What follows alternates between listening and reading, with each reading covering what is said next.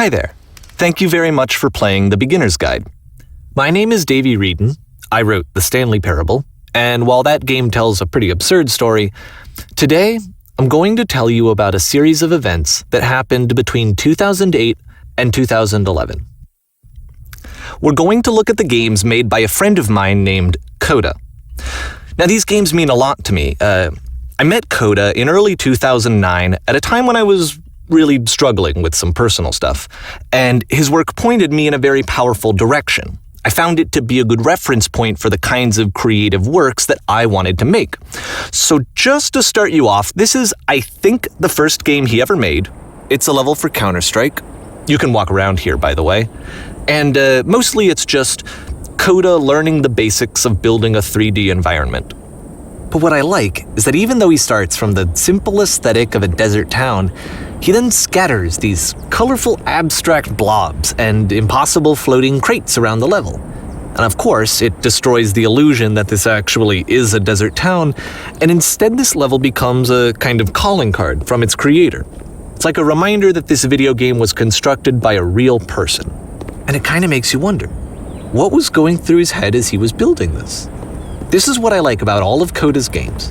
I mean, not that they're all fascinating as games, but that they are all going to give us access to their creator. I want us to see past the games themselves. I want to get to know who this human being really is. And that's exactly what we're going to do here. So, it's 2008, Coda starts making these games, and he never releases any of them. He doesn't put them onto the internet, he just makes them and then immediately abandons them, and they sit on his computer forever. And I think he really understood this image of himself as a recluse. At one point, he jokingly renamed his computer's recycling bin to Important Games Folder. So, this was just how he worked. He tended to crank them out one after the other without even really pausing to try to understand what he had just made, until suddenly one day, he just stopped. In 2011, that was it. He made his last game, and then he hasn't made another one since. And that's why I've taken this opportunity to gather all of his work together, is because I find his games powerful and interesting, and I'd like this collection to reach him, to maybe encourage him to start creating again. And if the people like you who play this also happen to find his work interesting, then I'm sure it'll just send that much stronger of a message of encouragement to Coda. So thanks for joining me on this. If you have a particular interpretation that I haven't mentioned here, or if you just need to get in touch, you can email me at daveyWreden@gmail.com. Okay, that's about it for introduction. Let's take a look at Coda's first proper game. As each game is loading, I'll show you the date that it was completed. This first one was made in November 2008.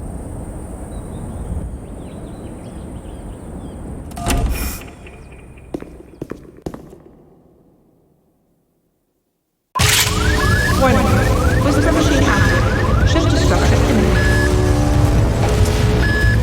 This game is called Escape from Whisper, and it's one of the more generic games you'll see from Coda.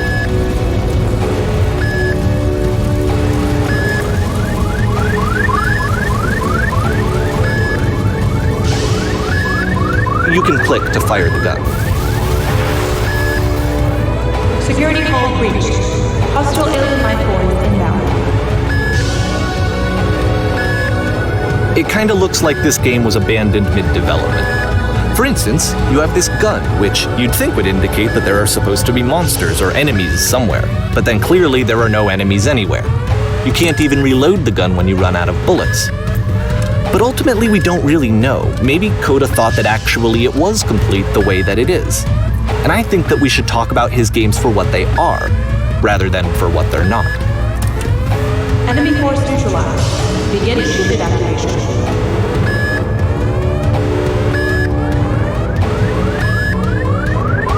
I love how you can see the bottom of the universe from this room.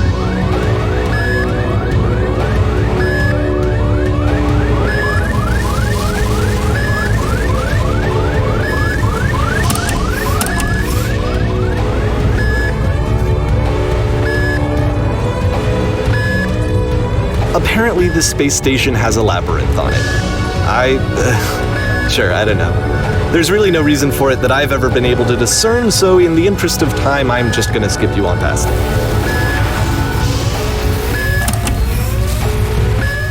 Okay, this is the part that's interesting. The game has this narrative about the whisper machine and how it has to be turned off, and then you get to the engine room. Hey, you there, in the engine room. You could save us all. That beam is powering the whisper machine.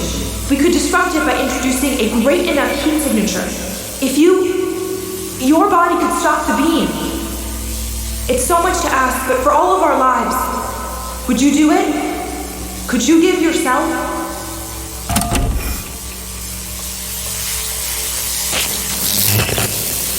Let me pause here for a second. What you just experienced, stepping into the beam and then dying, is probably what Coda had initially intended when he was developing this level. But when he first compiles and plays it, something goes wrong. There's a bug somewhere. And this is what happens instead.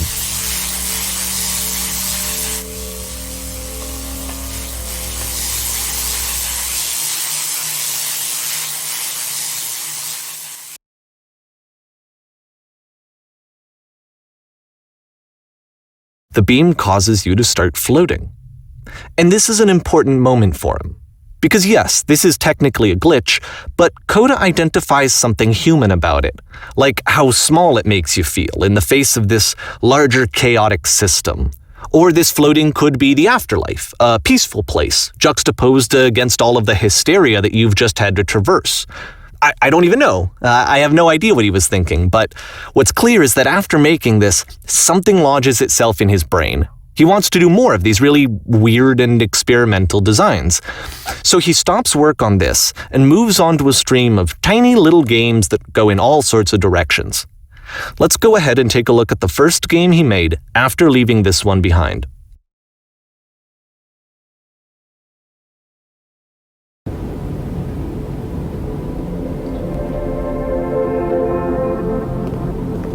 Yup, in this game you can only walk backwards.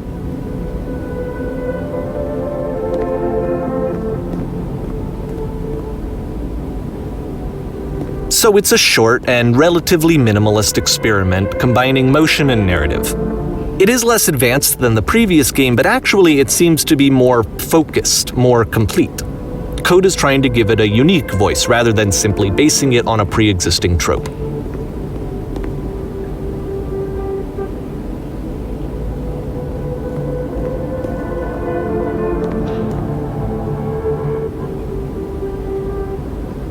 It's a short little thought, it says what it wants to say, and then it ends.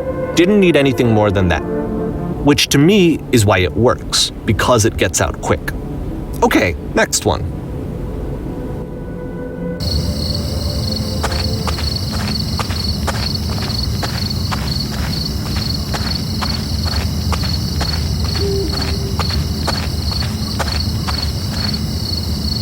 And that's it. Okay, the meaning of this game won't be clear just yet. Please be patient with me for a few more games, and I promise you'll see what makes it interesting.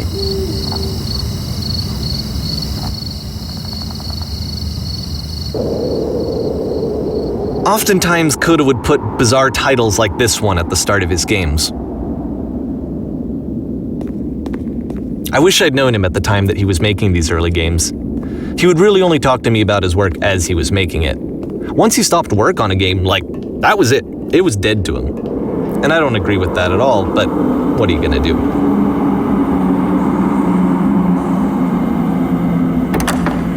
Once you've been slowed to an absolute crawl, the door at the top of the stairs opens. So why, if Coda's not showing these games to anyone, why bother opening the door at all? Well, to show you, I'm modifying the game here so that when you press the use key on your gamepad, it'll bring you back up to full speed so you can enter the door for yourself.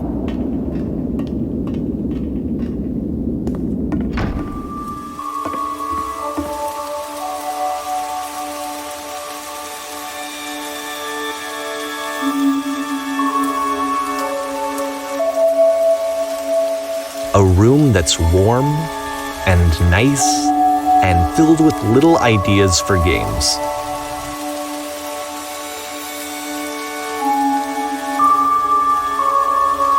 Coda would often tell me that he didn't mind if people thought of him as cold or distant.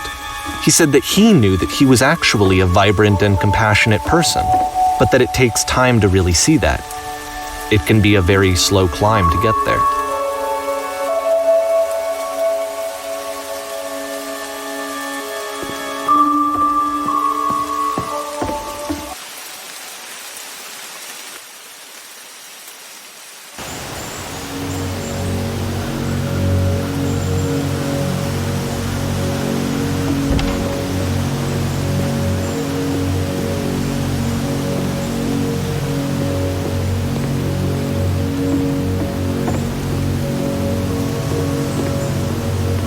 Well, this is new for Coda. It's an actual puzzle. Go ahead and see if you can solve it.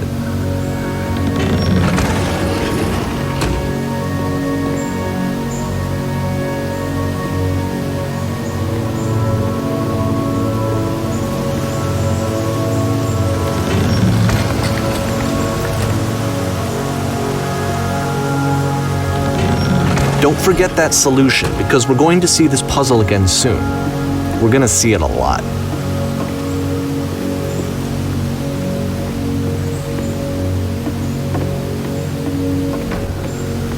So that seems to be it, right? You walk down a corridor, you solve a puzzle, you get to the end. Simple enough. Alright, now I'm going to modify the game again, so that when you press the Use key on your gamepad, it'll remove all of the walls from this room.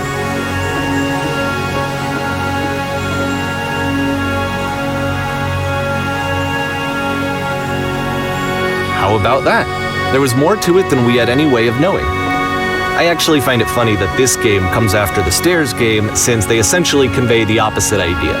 So, in the Stairs game, a dull exterior concealed a rich interior. And then, in this level, a dull interior hides this fantastic outer world. Either way, I think that the point is the same, is that most of the time you don't get to know what you're missing, or even that you're missing anything. That's not your role as a player. So if your role here is not to understand, then what is it?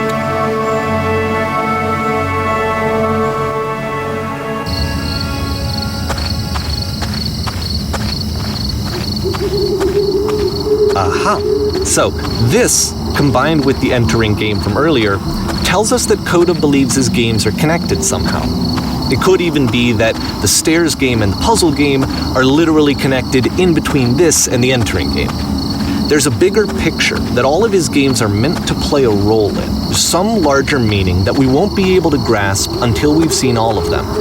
And once we have, we can step back and start to understand what exactly that bigger picture is.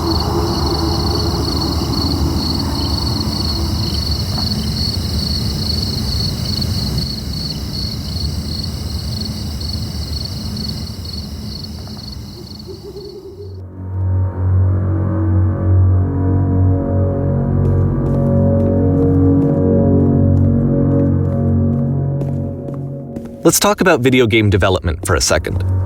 Every video game runs on what's called an engine, which determines what the game can and cannot do. So in other words, the engine is a set of tools for game development.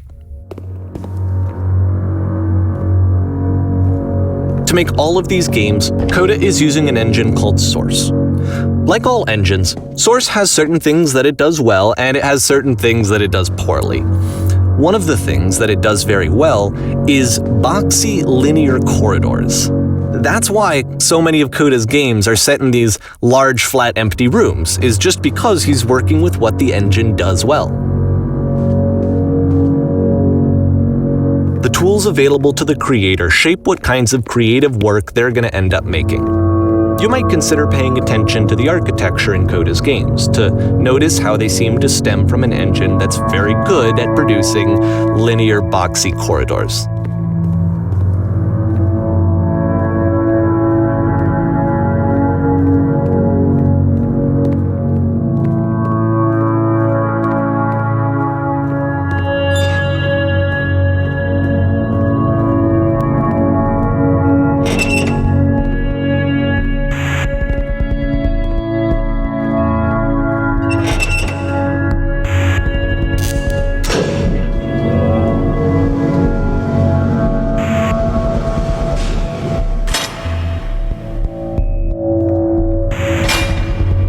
This prison, Funny enough, in Coda's original design, the doors stayed shut for a full hour before letting you go. If you don't mind, I think we're gonna skip that. This is something that he and I used to argue about a lot. You know, whether a game ought to actually be playable, whether it means anything if no one can get through it.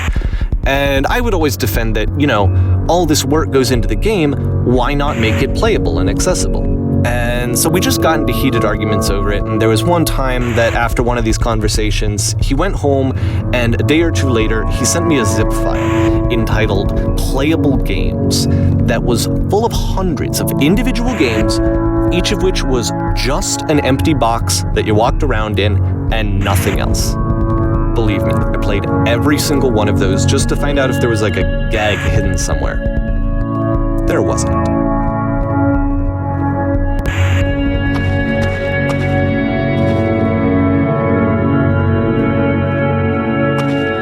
It's the puzzle again, with the exact same solution as the last time.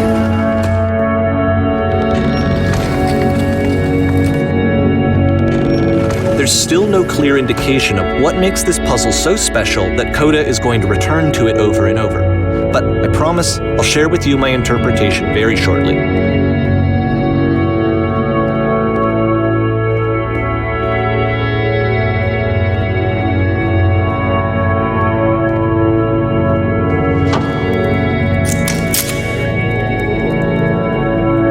Coda begins using a kind of dialogue system that he fashioned out of the engine's chat capabilities. Use the buttons on your gamepad to respond.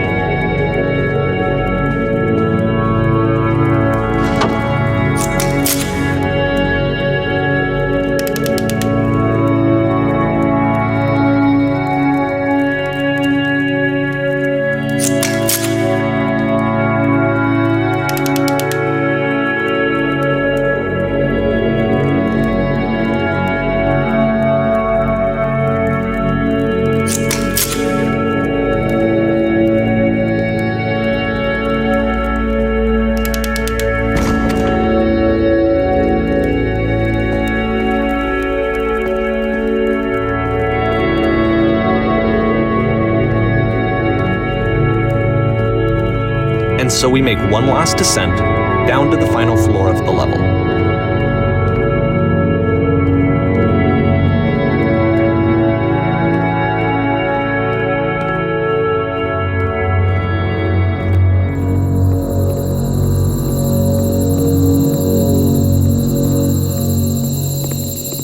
It's a lamppost.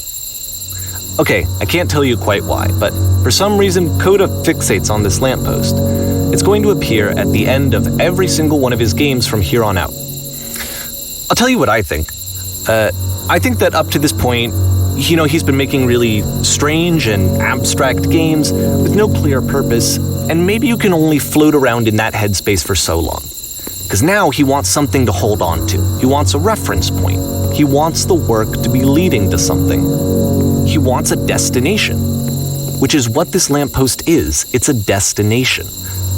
We're going to see it in the work as well. His games are just going to become a lot more cohesive, a lot more fully developed, with more of a clear idea behind them. And as we go, that idea will get clearer and clearer and clearer.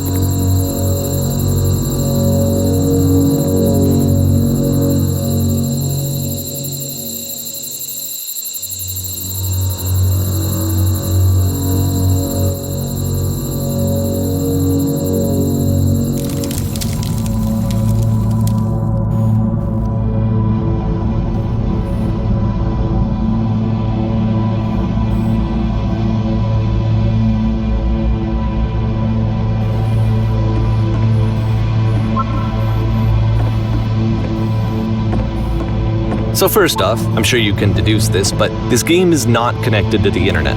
All of the notes that you're gonna see have been written by Coda. This was actually the first game of his that I ever played.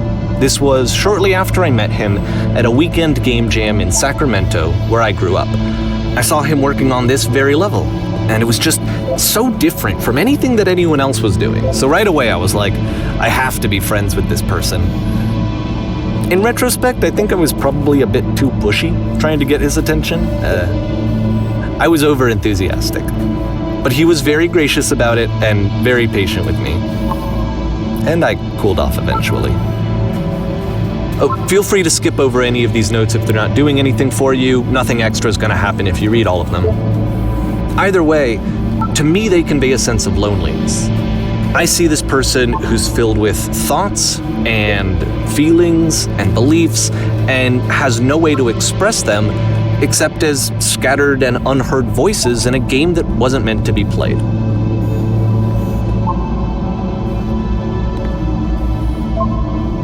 But it's ironic, isn't it, that in playing this game and seeing how alone Coda often felt, that we get to know him better and actually kind of connect with him.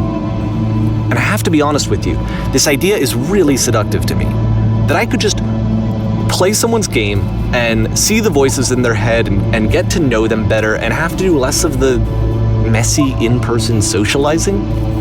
I could just get to know you through your work. I think this is why I always liked Coda's games so much, is because it felt like they let me have that connection. I felt as though he was inviting me personally into his world. And then I feel less lonely too.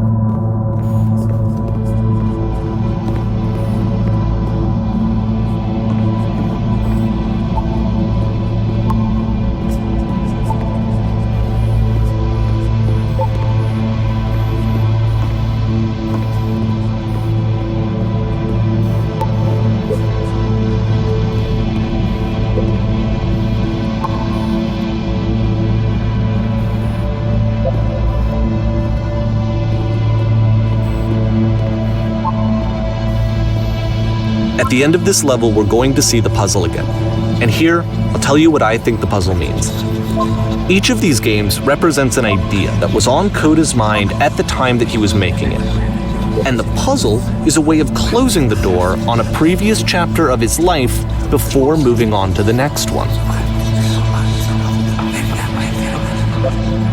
In each of his games, after exploring a theme that, he might find difficult, Coda can then place this puzzle that he knows has a reliable solution, he understands exactly how it works, and so it gives him a simple mechanism for moving on. And because there's this dark area between the doors, a space between spaces, before you move on, you get to pause. Just for a moment, a few seconds to reflect on and let go of the events that led you here. To step back and connect the pieces together, to grasp at that elusive bigger picture.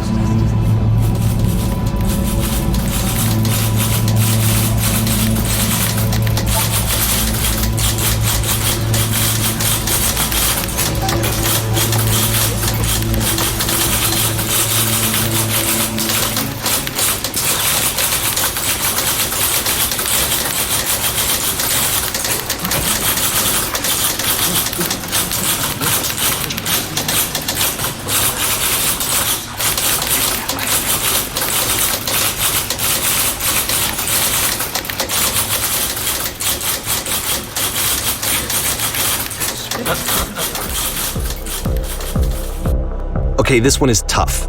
It's gonna kinda just spin its own wheels for a few minutes. Hang with it.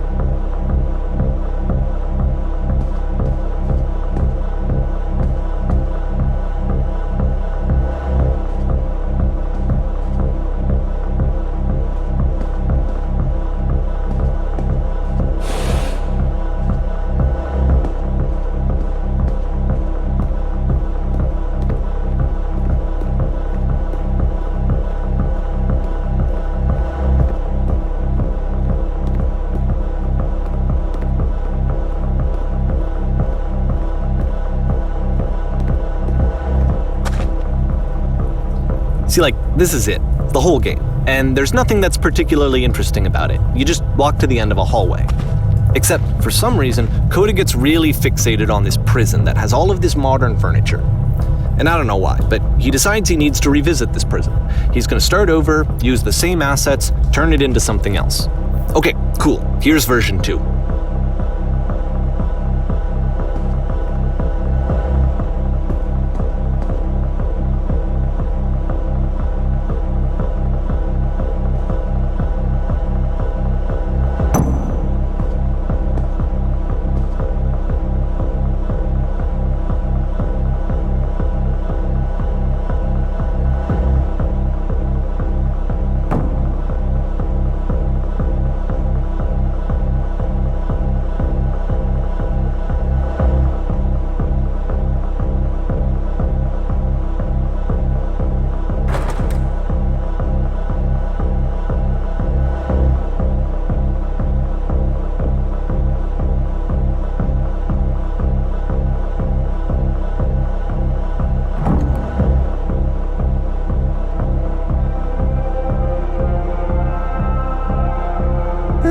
There's a bit more to this one, but still it's not really communicating anything. It's kind of just weird for weirdness' sake.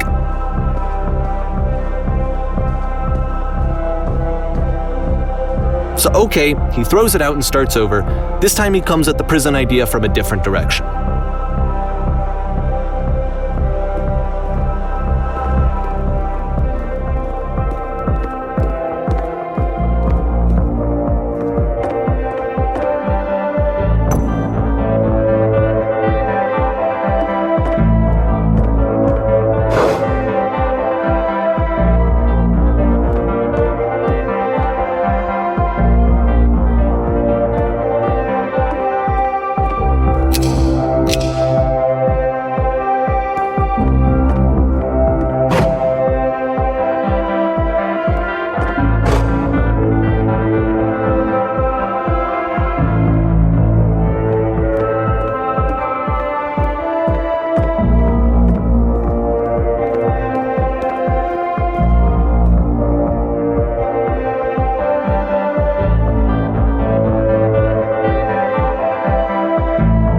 And of course, now the table is gone and you can't begin the chain of events to escape. Here's a version where there are no bars, but you can't actually get to the well. And then a version where the inside of the prison is the outside and the outside is the inside. Let me just blink you real quick through a few more of these. I mean, he really unloaded on this prison idea. There's nearly a dozen. Personally, I think it's awful to watch this, to see a person basically unraveling through their work. And for what? At what point do you just go, maybe there are game ideas other than this prison that I could be working on? But Coda doesn't have that voice telling you to stop, that particular mechanism of defense against yourself. Without it, you just spiral. And so he keeps going and going and going and going and going, and then he hits on something. And he likes it. And that's it. He's done. He stops making prisons. This is the very last version of the prison game that he created, and the reason I think it works is that the prison is not actually in it.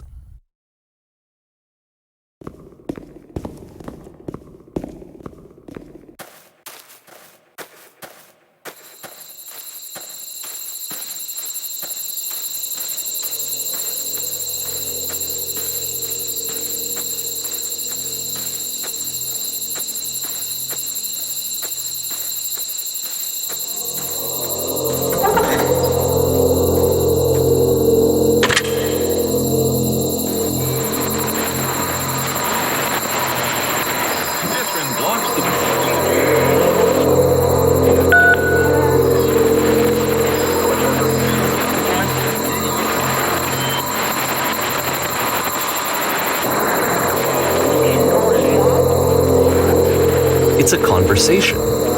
And so this is what Coda wants, is to be able to talk to someone, to share what's on his mind, and to get some good advice from someone who knows. But the irony is that even in this scenario, you're still talking to yourself. You know, all of these games so far are Coda talking to himself.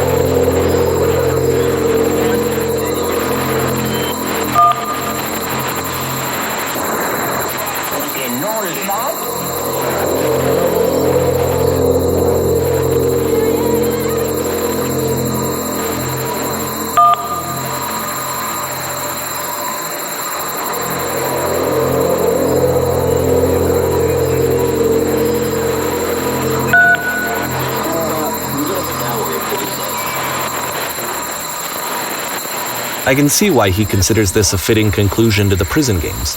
After all of the obsession and frustration, just to be told by someone you can trust that things are going to be okay. Wouldn't that be nice?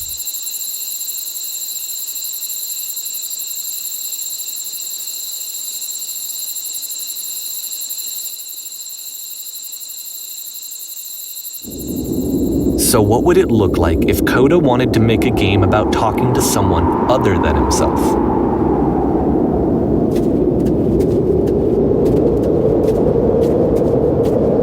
To me, this environment is meant to represent Coda's puzzle, with the two doors on either side and a dark transitional space between.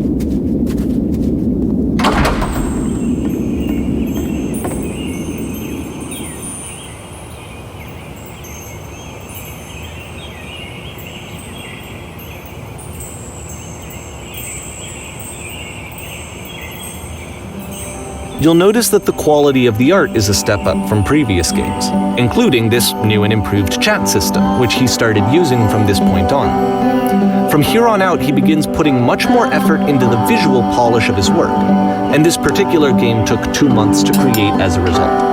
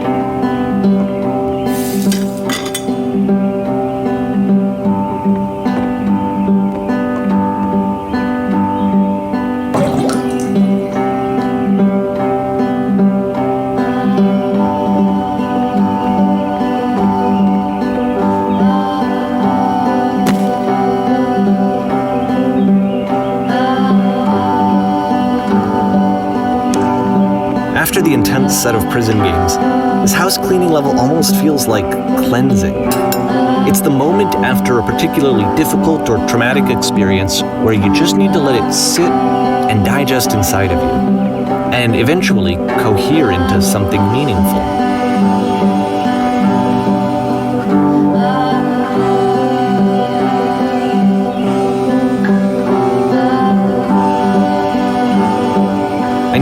Coda really liked this game. Of all of his work, actually, this was the only one that he called me up to ask me to come over and look at it. This was during a period of a few months where he was grossly happy all the time, just walked around with a constant smile on his face.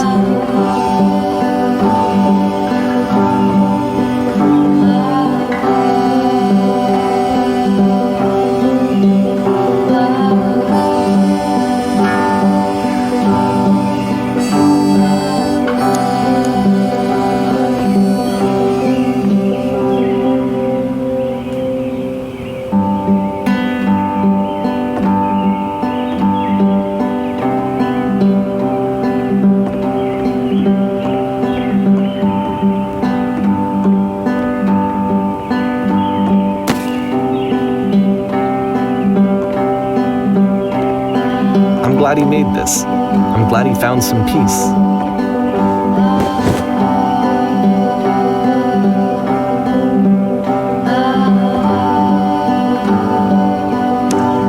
But, of course, it can't last. The music stops, your companion is gone, it's time to leave. The door at the top of the hill is now open as well. Again, you can't stay in the dark space for too long. You just can't. You have to keep moving. It's how you stay alive.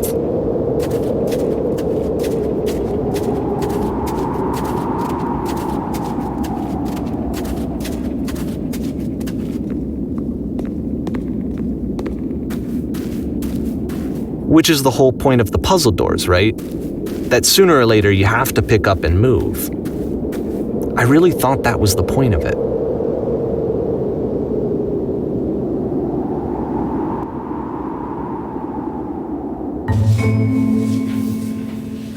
This one gets a bit goofy.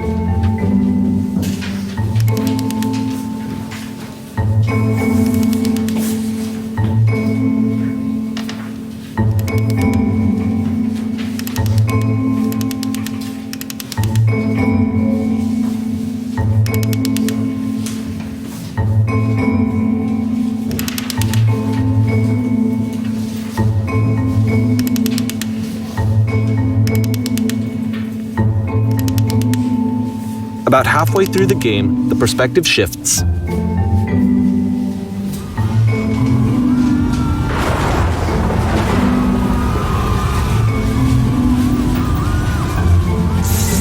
And you play as the teacher.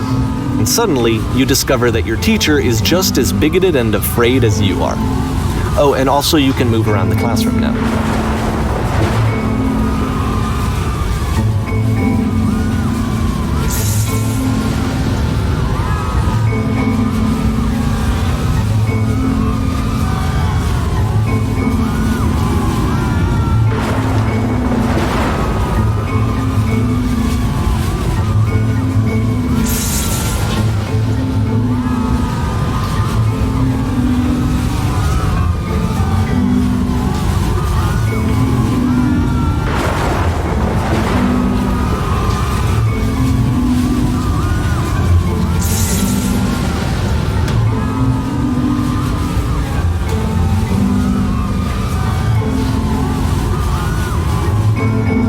I fell pretty hard for this one.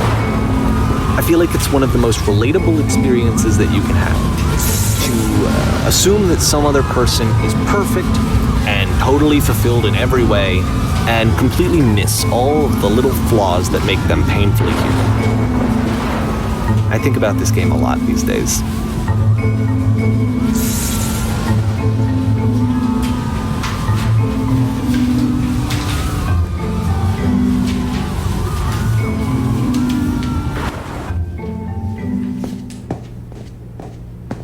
This one took a lot longer than all the others for Coda to make. It was 4 months between this and the last one. That's twice as long as it took him to make any other game before this, and it's not like it's particularly complex, so I remember I found that a little strange at the time.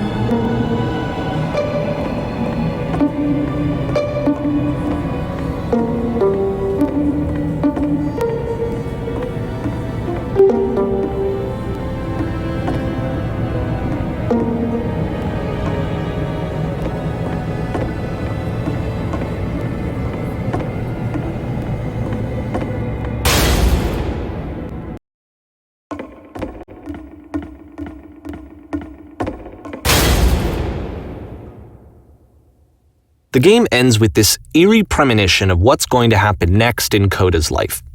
The solution to social anxiety, to fears of having to perform and having to chase success, the answer for Coda is to withdraw, to hide himself away. Which is what leads to scenarios like the stairs that slowed you down several games ago, where it just becomes harder and harder to access Coda's inner landscape because he keeps retreating. He just keeps backing away from possible connections to anyone other than himself. And to be honest, I didn't consider it very healthy when I first played this game. It looked to me like he was trying to justify the idea of just disconnecting yourself from the world. And that wasn't what I wanted for him or for his games. Because I feel like a lot of his games are inviting me to connect with this person, to bring him closer. But what can you do? After this, Coda went off and took another 5 months to make a new game.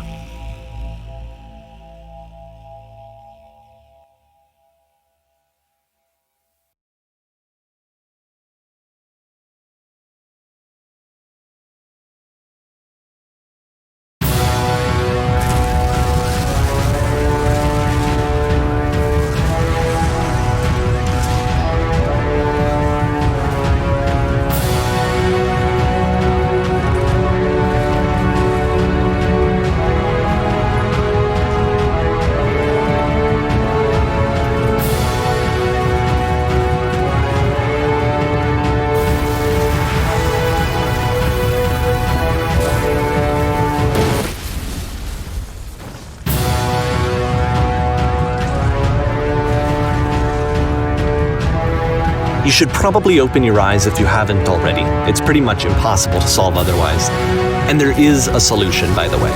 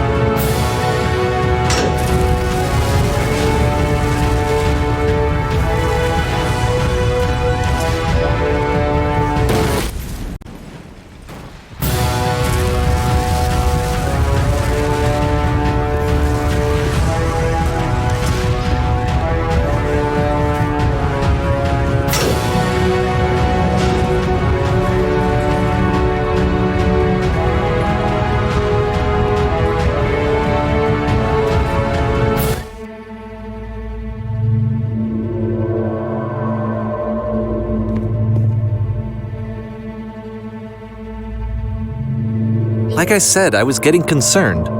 First off, he's never been this explicit in his work about exactly what he's thinking. So where's that coming from? But then even weirder, his work has potentially stopped being an outlet for him. Not like he's having trouble iterating on ideas, but he literally just can't think of new ideas anymore.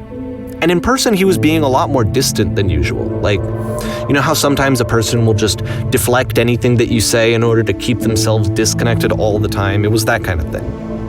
Here was the point in my relationship with Coda where I really started to wonder if he needed my help in some way. His games are going to get more desperate from here on out. After this game, it's almost 6 months before he finishes something new.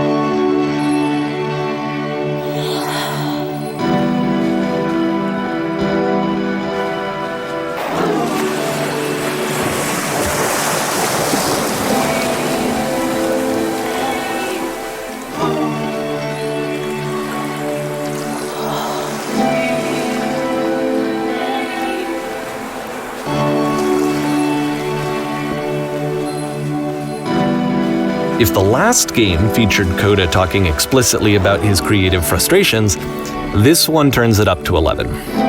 Now, put yourself in my shoes playing this. Here's a friend whose work is exhibiting signs of struggle, frustration, anxiety, depression even, and yet still he keeps making games. He keeps throwing himself into the grinder even when he clearly doesn't have the energy for it anymore. Why? What is it for? Because from my perspective at the time and just what I knew of him, this was a result of how isolated he was. He was in his own little bubble, just sitting at his computer all day, not really showing these games to anyone, not releasing them onto the internet, and so he didn't have anyone outside of himself to connect with. He had no outlet to ground himself on.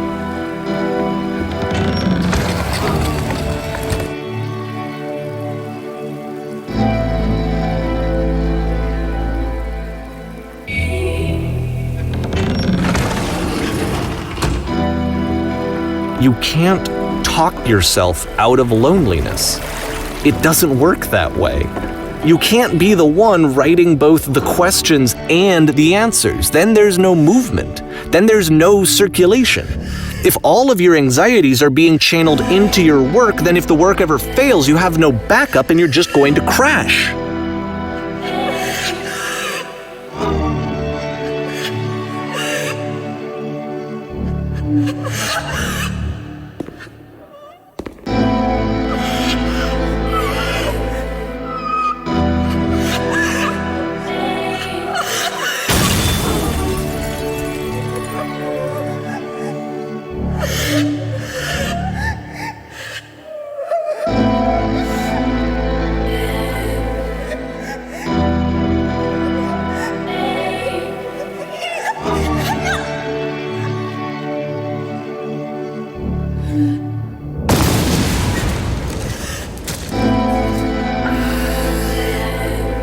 Seeing this game at the time that he made it, it looked really unhealthy to me.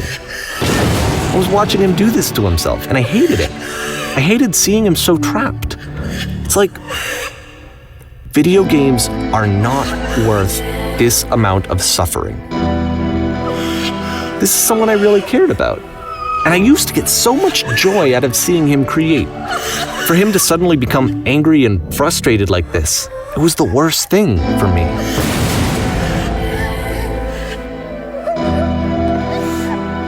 I don't know. This is what I felt at the time. I don't know how else to explain it. I wanted it to stop more than anything. I had never felt so rotten.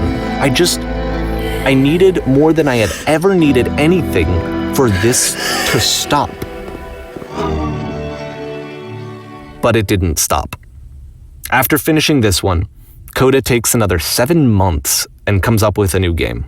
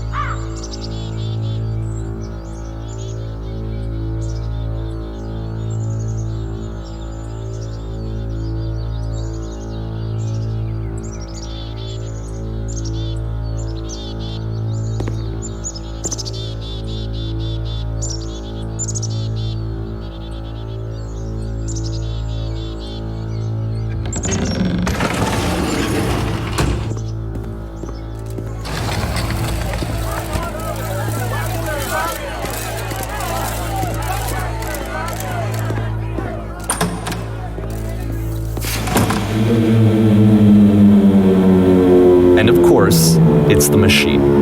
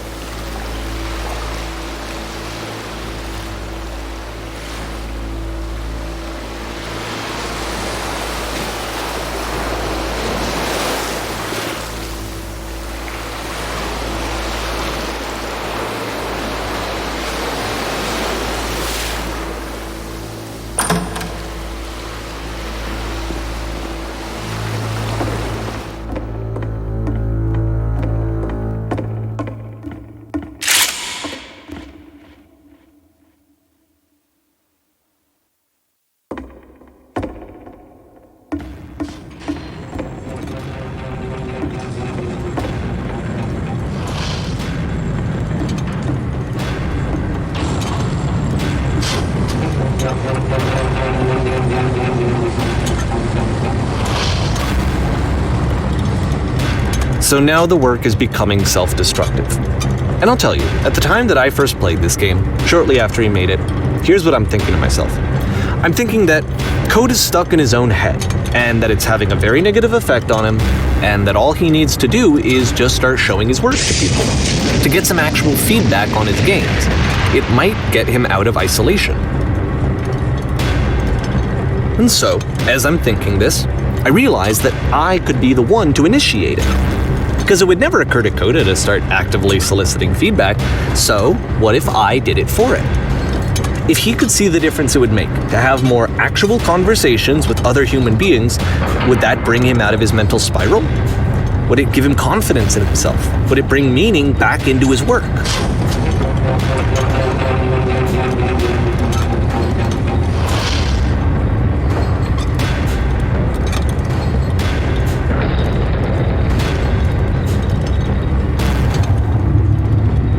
So I started showing Coda's work to people. I took this one, and the islands which you just played, the theater, the notes, the house cleaning game, and some of the prison escape games. I brought them to people that I knew and trusted. I asked their opinions. And the great part is that they really loved his games. You know, the point of it all was just to give him some external reference point, but they genuinely loved his work. There was nothing for him to be afraid of.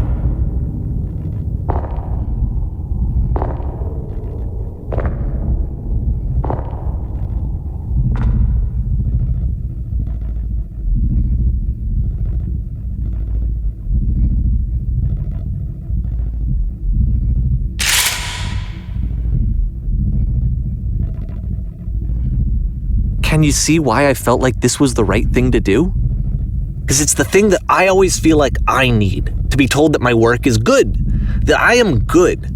When someone really connects with a thing that I've made, when they see themselves purely in my work, there's nothing that feels better. And I got to give that very same feeling to my friend. I did something, I really felt like I'd done something good, like I was a good person. I felt like there was a friend who was in trouble and was unhappy and maybe didn't like themselves, and I could fix it. If I could give him this gift, maybe I could fix the problem. When they told me how much they enjoyed his games, it was the best feeling. It was the absolute best feeling. It made me feel so happy, so beautifully, beautifully happy.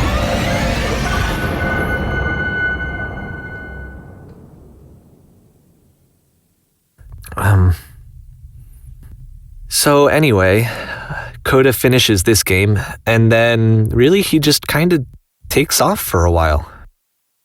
So this is June of 2011, and I didn't hear anything from him for several weeks, I guess. And so out of nowhere, one day I get an email, and it's got a private link to a new game of Coda's. This one is called The Tower, and to my knowledge, it's the last game that Coda ever made. So let's take a look.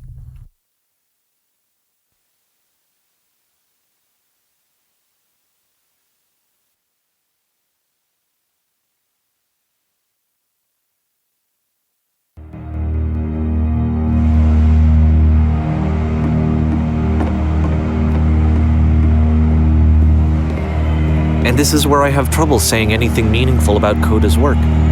Because more than anything else, the tower just feels distant. It feels like it's trying to distance itself from the world. It's a very cold game.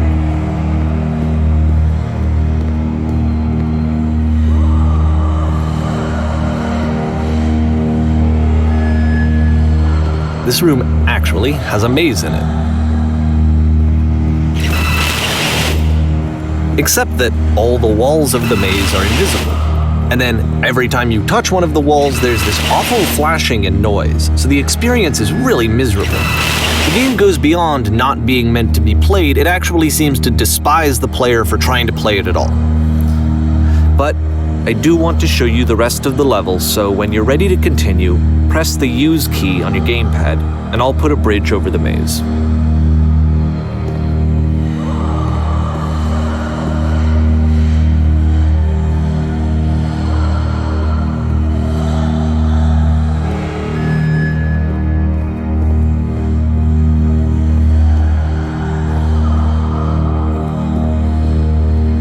And to be fair, it's not like this is the first game that's needed some modification to be playable.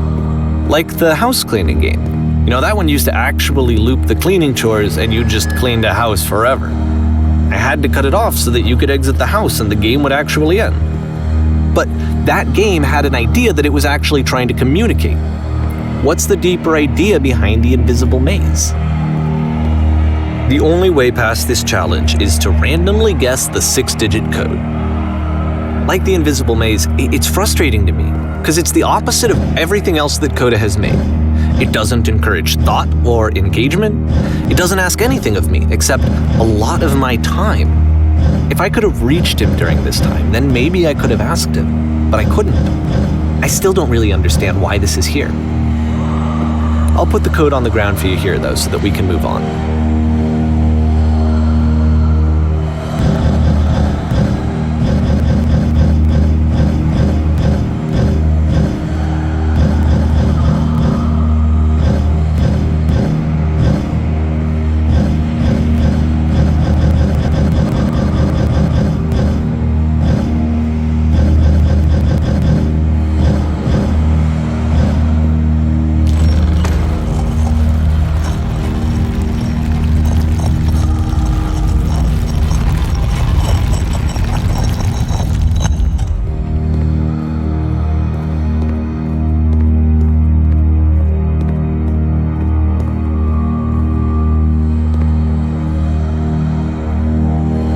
The switch to open this door is actually on the other side of the door, meaning that it's literally impossible to solve from this side. So even if you somehow brute forced your way through the first 2 challenges and you got to this point, there's actually just no way to progress. And it's scary for me, the idea of Coda cutting himself off entirely, just saying, that's it, that's the end of the conversation, not giving me any way to fix the problem.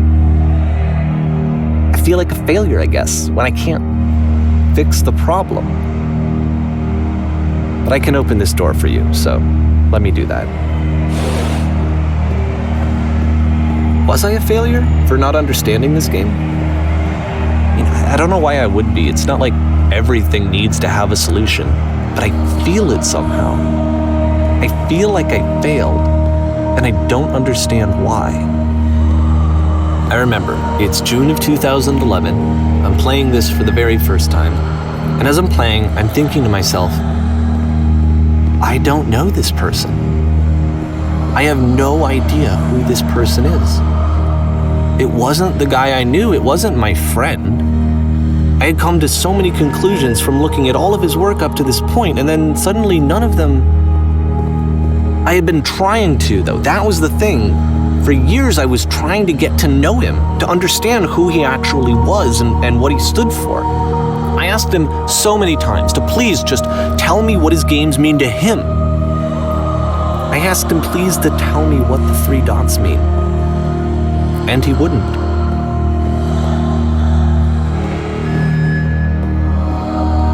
I just felt so strongly that if I could have connected with him, that if I could have somehow made his work my own, that I would finally be once and for all happy. It was that I needed to see myself in someone else. I needed to be someone other than me. But he stopped and left, and it felt somehow like I had failed.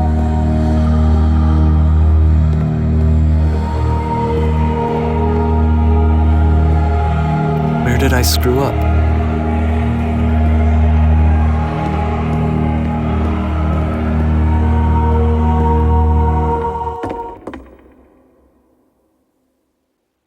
I'm the reason that you stopped making games, aren't I? It's because of what I did. I poisoned it for you.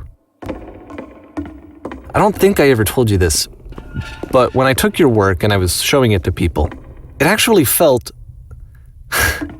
It felt as though I were responsible for something important and valuable.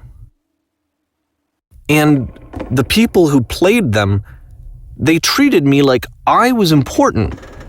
They really listened and cared about what I had to say. Even though I was showing your work, I felt good about myself. Finally, for a moment, while I had that, I liked myself. And then you stopped, and I didn't have anything left to show people.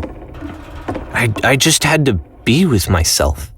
And as soon as that happened, there was no feeling at all. Nothing. Less than nothing. What does that mean?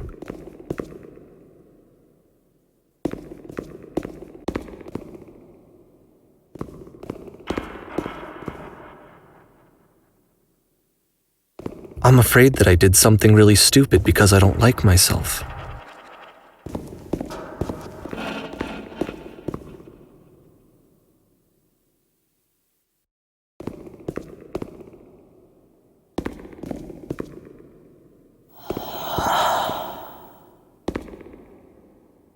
That's why I'm releasing this collection of your work, is because I haven't been able to find any other way to reach you. I've tried everything. And so a part of me has hope that if I put this compilation out into the world, and if I put my name on it, that maybe enough people will play it so that it'll find its way to you, so that I can tell you that I'm sorry. I know I screwed up. If I apologize to you truly and deeply, will you start making games again? Please, I need to feel okay with myself again. And I always felt okay as long as I had your work to see myself in. I mean, is something wrong with me? Because I know that I did an awful thing, and I'm doing it again right now. Like, I'm showing people your work, but I can't stop myself from doing it. That's how badly I need to feel something again, like I'm an addict. There has to be something wrong with me. Can I apologize? What if I tell you I was wrong? Will that work? Will that fix it? I don't know. I don't think it will, but there's nothing else that I can do. Just tell me what you want. I'm sorry. I'm sorry. Please, start making games again. Please help me. Please give me some of whatever it is that makes you complete. I want whatever that wholeness is that you just summoned out of nothing and you put into your work. You were complete in some way that I never was. And I want to know I want to know how to be a good person. I want to know how not to hate myself. Please. I'm fading, and all I want is to know that I'm going to be okay.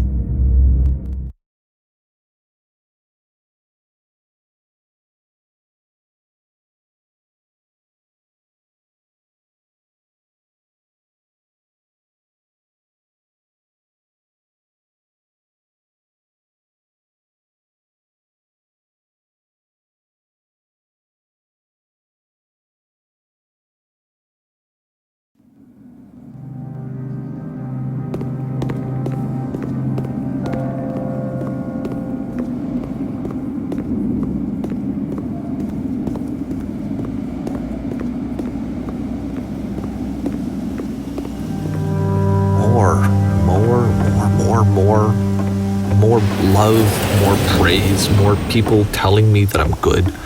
Always more. It's like a disease.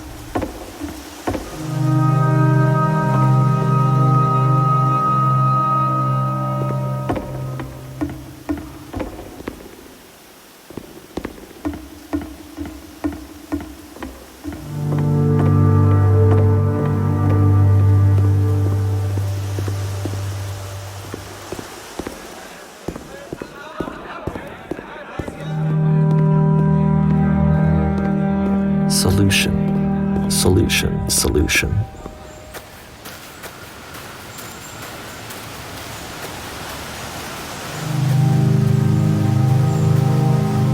I guess if someone had told me ahead of time that he just really enjoyed making prison games, maybe I wouldn't have thought he was so desperate. I wouldn't have told so many people that he was depressed. Maybe he just likes making prisons.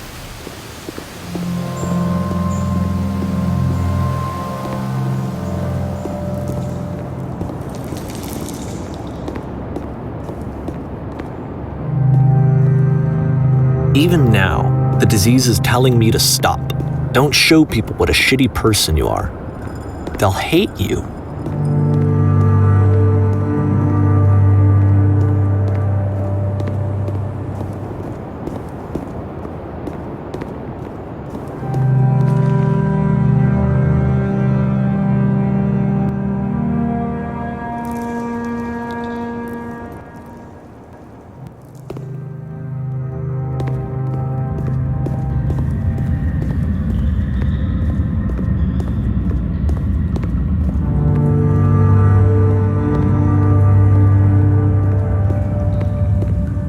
If I knew that my life depended on finding something to be driven by other than validation, what would that even be? It's strange, but the thought of not being driven by external validation is unthinkable. Like, I actually cannot conceive of what that would be like.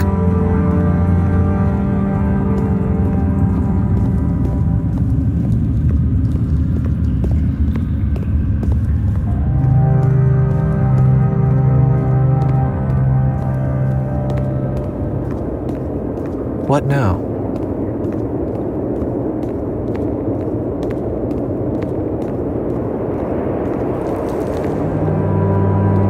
I think I need to go. And I'm sorry, because I know that I said that I would be here and I would walk you through this, but I'm starting to feel like I have a lot of work to do.